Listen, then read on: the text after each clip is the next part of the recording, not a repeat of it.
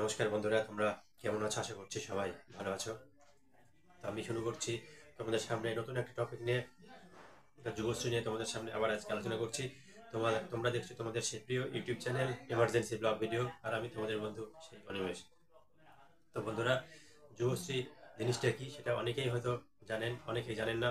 এবং পশ্চিমবাংলায় অনেক বেকার যুবক এখনো আছেন যারা এই যুবশ্রী ভাতার আওতায় এখনো আসেননি, লিস্টে আছেন। কবে আসবেন আপনারা ওয়েটিংয়ে আছেন। ভাবছেন যে যুবশ্রী ভাতা হয়তো দেওয়া হবে না।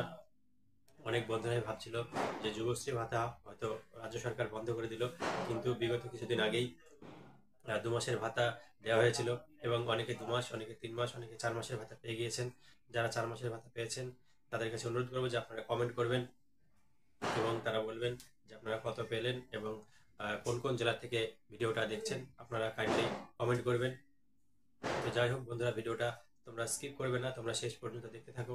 ভিডিওটা আমি খুব বড় করব না, যাতে তোমাদের অসুবিধা না হয়, ছোটই করছি ভিডিওটা। তো তার মধ্যেই আমি আহ, যেটা মেন সেটা বলার চেষ্টা করছি। তোমরা যে সমস্ত বন্ধুরা চ্যানেলটিকে সাবস্ক্রাইব করেছো তাদেরকে অসংখ্য ধন্যবাদ, এবং যারা চ্যানেলটি এই মুহূর্তে দেখছো তাদেরকে অসংখ্য ধন্যবাদ জানাচ্ছি আমি আমার চ্যানেলের পক্ষ থেকে। তো বন্ধুরা, রাজ্য সরকারের যে এমপ্লয়মেন্ট ব্যাংক, এই এমপ্লয়মেন্ট ব্যাংকে যারা নাম লিখিয়েছো তারাই 2013 সালে যুবশ্রীর আওতায় এসেছিলেন, এবং যুবশ্রীর আওতায় যারা আছো তারা প্রত্যেক মাসেই 1,500 টাকা করে ভাতা পাচ্ছ। তবে আনন্দের বিষয় যেটা, যে আজকেই কিছু কিছু জেলায় 1,500 টাকা ভাতা ক্রেডিট হয়েছে। তোমরাই হয়তো অনেকে পেয়েছো।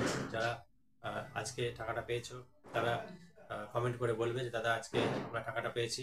এবং যে সমস্ত জেলা আজকে ভাতা পাওনি তাদের কাছে অনুরোধ রইল যে তোমরাও জানাও যে কোন কোন জেলা আজকে টাকা পেলে এবং কোন কোন জেলা আজকে টাকা পাওনি, এবং কারা একটা ভাতা পেলে এবং কারা দুটো ভাতা পেলে তোমরা জানাবে। তোমাদের কমেন্টে আমি উত্তর দেওয়ার চেষ্টা করব।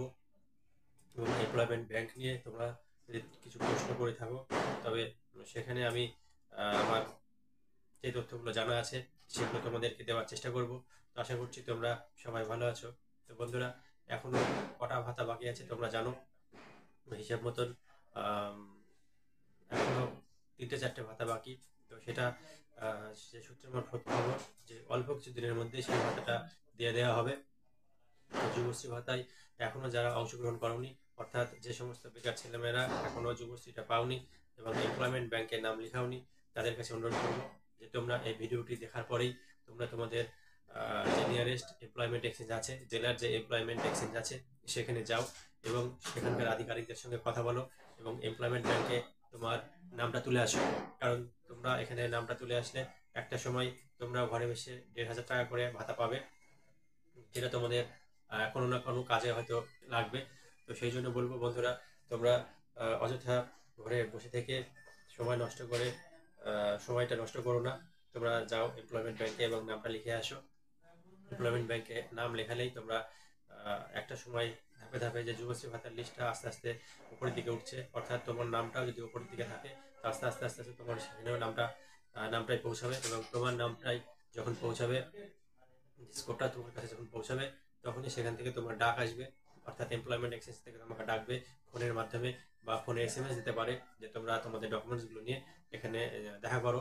তখন ভেরিফিকেশন হবে এবং তোমাদের কিছু কাজকর্ম আছে যেগুলো সে আধিকারিকরা করে দেবেন, বা তোমরা অনলাইনে করে নিতে পারবে।